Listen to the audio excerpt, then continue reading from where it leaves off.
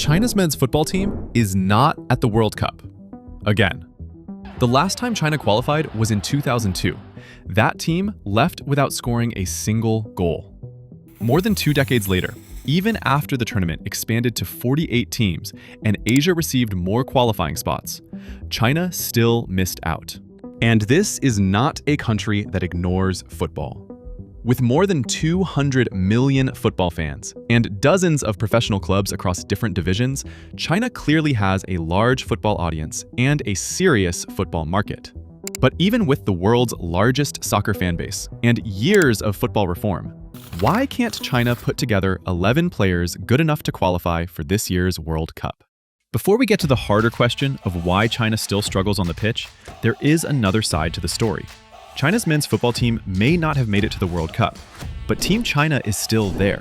And you may be surprised by just how many parts of the tournament have a China connection. If you are heading to a stadium in Mexico, you may already be using Chinese-built infrastructure. Mexico's host cities have put into service around 115 light rail trains and 800 new energy shuttle buses made by Chinese companies. Beyond infrastructure output, China is also part of the tournament's tech side. At a World Cup held in North America, you might expect Chinese tech companies to stay in the background, especially with tensions between Washington and Beijing. But actually, it is the opposite. Some of the World Cup's key AI technologies are from a Chinese company, Lenovo. During matches, its AI-powered 3D player avatars help create the VAR visuals you see, showing how crucial offside calls were made.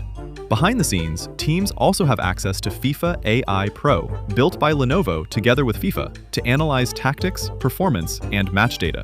Lenovo is also helping build digital twins, the virtual copies of entire venues powered by real-time data, which can help fans navigate the stadium and find their seats. Then there is the fan economy. The flags, hats, jerseys, toys, and souvenirs are still made in China. But China's World Cup business is no longer just about making products. It is also about chasing attention and turning World Cup campaigns into social media hits. And one of the most viral examples during this World Cup was Erling Haaland's collaboration with Chinese herbal tea brand Walovie. Yes, one of the tournament's crowd favorites promoting a herbal tea brand from China.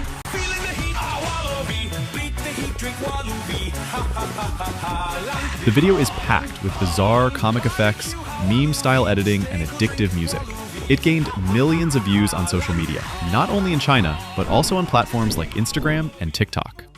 And China does have actual representatives on the pitch, just not players. 3 Chinese match officials, led by Ma Ning, were selected for the tournament.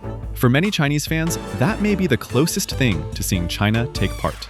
So yes, China can show up in almost every part of the World Cup economy, but not in the one place it wants to be most. And it is definitely not because China never cared about football.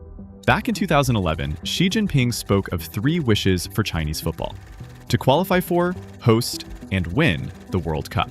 But what followed was an ill-fated football boom, built on heavy spending, inflated ambitions, and fragile finances. By the early 2020s, that boom had collapsed as several clubs folded amid funding problems, corruption scandals, and wider questions over how Chinese football was being managed. And maybe the deeper problem is that football is not just another industry that can be built through money, scale, and top-down planning. You can build infrastructure like stadiums or trains. You can also develop software and AI systems. But football needs a bottom-up culture, built through children playing regularly, local clubs, youth coaches, and decades of organic development.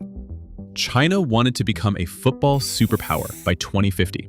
And from a business perspective, it is already one of the World Cup's most important partners. But playing its way into the tournament is a different game. So yes, China made almost everything around the World Cup, just not on the field.